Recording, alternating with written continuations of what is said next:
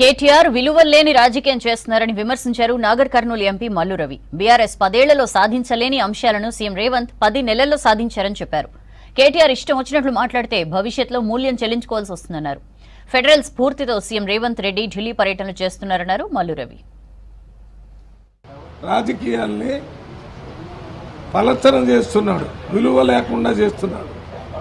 ముఖ్యమంత్రి గారు ఇక్కడ వచ్చిన తర్వాత వారు 10 సంవత్సరాల్లో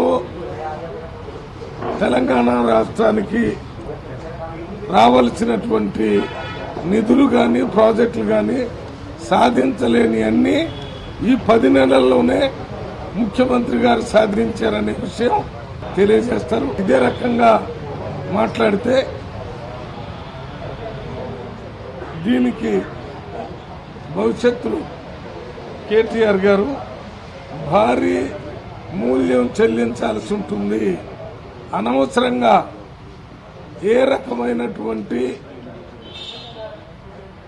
సపోర్ట్ మెటీరియల్ లేకుండానే ప్రతి దానికి ముఖ్యమంత్రి గారిని, ముఖ్యమంత్రి గారి ఫ్యామిలీని కూడా